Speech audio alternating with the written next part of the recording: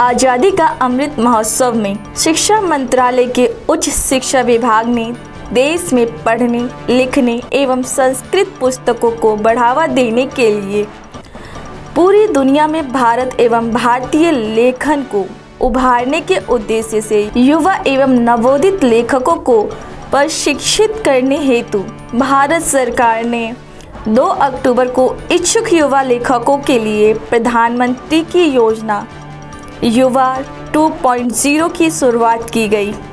युवा लेखकों की 22 विभिन्न भारतीय भाषाओं और अंग्रेजी में बढ़ते पैमाने पर भागीदारी के साथ युवा के पहले संस्मरण के उल्लेखनीय प्रभाव को देखते हुए युवा 2.0 की शुरुआत की गई।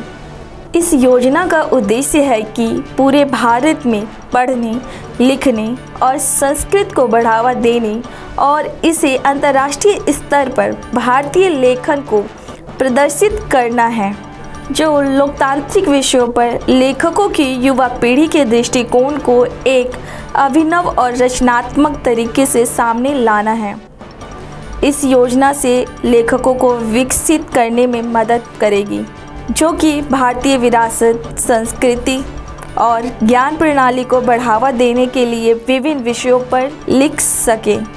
भारत के राष्ट्रीय शिक्षा नीति 2020 में युवाओं के सशक्तिकरण और सीखने का एक ऐसा इकोसिस्टम बनाने पर जोर दिया गया, जो युवा छात्रों को भविष्य के लिए दुनिया में नेतृत्व की भूमिका के लिए तैयार किया जाएगा।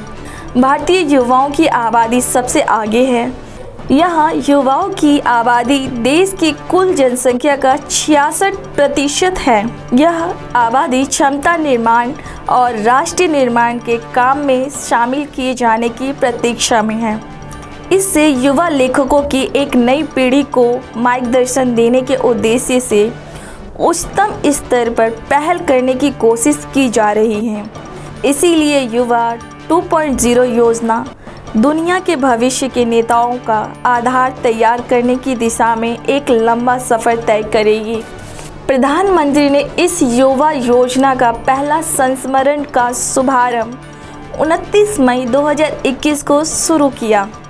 इस संस्मरण का विषय भारत का राष्ट्रीय आंदोलन था, जिसमें अनसंग हीरोज, स्वतंत्रता आंदोलन में अज्ञात स्थानों की भूमिका और अन्य विषयों पर ध्यान दिया गया था। इस योजना को नेशनल बुक ट्रस्ट (NBT) द्वारा लागू किया गया था। इस पहल के तहत जमा की गई पांडुलिपियों के आधार पर 75 युवा लेखकों का चयन किया गया और चयन NBT द्वारा गठित समिति ने किया था। पहली योजना से लेखकों को 6 महीने की अवधि के लिए प्रत्येक माह 50,000 रुपये की छात्रवृत्ति प्रदान किया गया। लेखकों को पुस्तक के प्रकाशन और विक्रय पर रॉयल्टी का 10% प्राप्त हुआ। एक भारत श्रेष्ठ भारत को बढ़ावा देने और भारत के अंदर क्रॉस संस्कृति और भाषाई संबंधों को बढ़ावा देने के लिए प्रकाशित पुस्तक का विभिन्न भारतीय भाषाओं में अनुवाद किया गया है। देश व दुनिया की तमाम जानकारियों के लिए जुड़े रहे MGB डिजिटल इंडिया के साथ।